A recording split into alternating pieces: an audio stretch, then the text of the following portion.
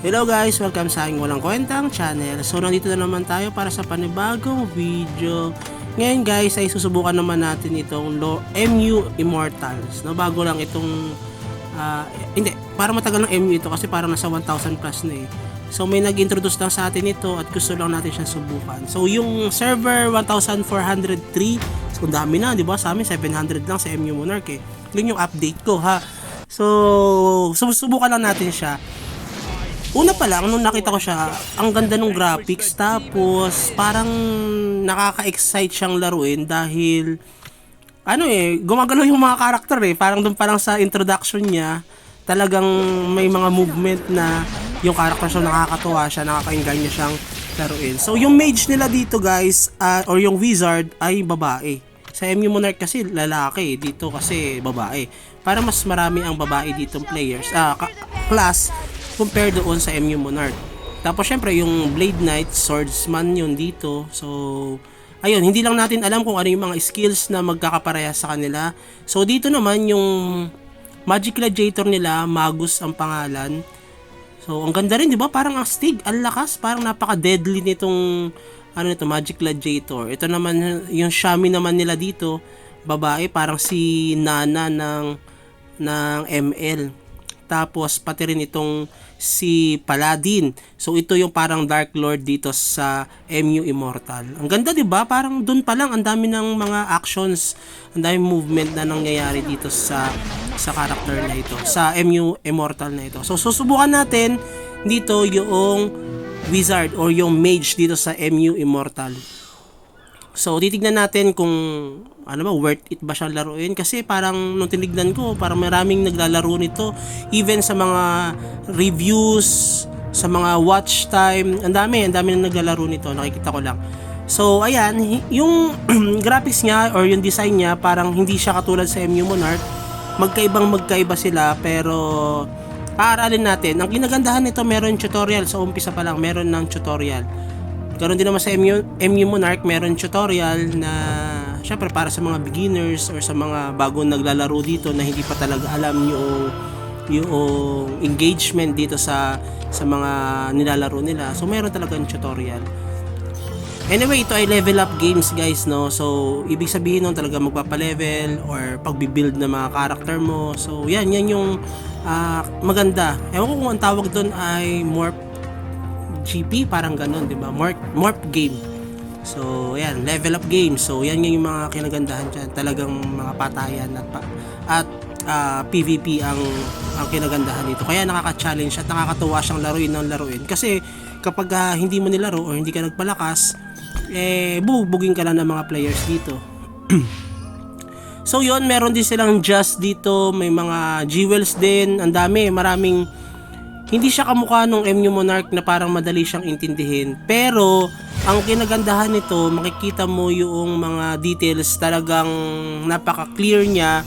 At para siyang 3D, no? Ewan ko lang kung sa ibang cellphone. Kasi cellphone kasi lang ang ginagamit ko eh. Tapos, parang napaka-detailed noong mga gamit ng MU Immortals. Hindi ko lang sure kapag yung mga sets nga, parehas doon sa set ng yung pangalan yung set ng pangalan doon sa MU Monarch or sa ibang mga MUs. Kahit yung MU Dark Porsche ba yun? So nilaro ko rin siya. Maganda din yung Dark Porsche, pero mas nagandahan kasi ako sa MU Monarch nun, kaya hindi ako tumigil. So dito, tatry natin magkapa-levels. May mga tutorial dyan na gagawin natin. So i-click lang. Ang kinagandahan nito, may aerial view at saka yung parang side view lang, no? So ayan, parang ang daming mga nangyayari dito sa MU Immortal. So yung mga players dyan sa MU Immortal na nanonood dito sa ating MU Monarch sa channel natin, comment naman kayo sa ating comment section sa baba para kahit papaano naman ay ma-encourage kami, ma-motivate kami na mainggit, no, doon sa paglalaro nitong, or samahan kayo maglaro nitong MU Immortal. So yan yung mga, hindi ko alam kung anong nito, mapa. Lorencia rin ba ito, para katulad doon sa MU Monarch. Tapos yan, medyo naninibago pa ako sa mga skills kasi hindi siya kamukha nung MU Monarch na may mga books na i-click lang natin or bibilhin, malulot natin. Hindi siya book spell. Parang mabibili mo siya dito. Tapos meron din top up na kailangan dito. Parang may nakita ko nung top up, parang magkano rin yun. Tapos hindi ko pa ma-check kung saan ba mag-upgrade. Pati na rin yung mag-ups ng attributes natin. Yan, tulad yan, yung STR, int, dex, ano ba yan, dex? No, durability ba yan? Stamina yan. Buhay yan, it's stamina eh. So, meron pa dyan, parang icon yan, parang napapalitan yung ano natin. Depende siguro sa set or sa mga malulot nating items. Actually guys, inaaral ko pa lang siya dahil maraming bago. Maraming hindi katulad dun sa MU Monarch. Pero since maraming mga players dito, siguro maganda ito, no? Assumption ko syempre na maraming naglalaro nito, so maraming nagagandahan sa MU Immortals, no? Hindi ko lang makita, wala pa akong players na nakikita dito eh.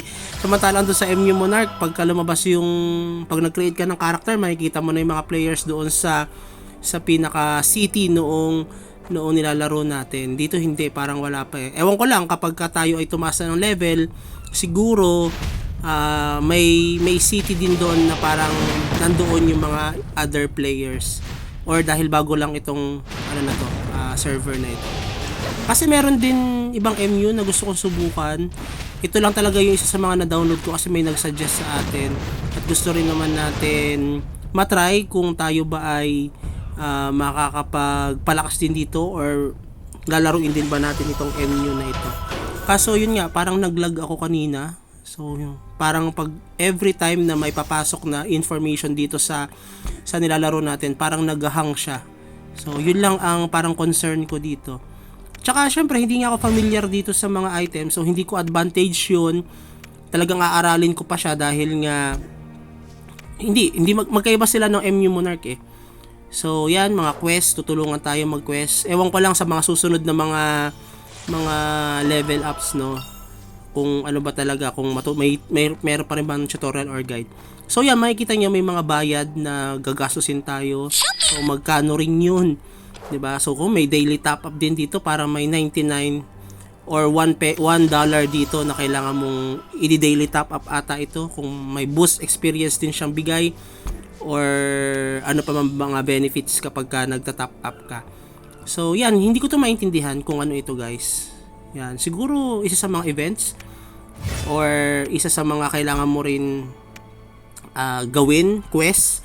Yun ang ayaw ko sa mga ibang mga laro, sa totoo lang, dahil ayaw ko na sobrang daming information. Kasi nga matanda na tayo, diba, 30 plus na tayo.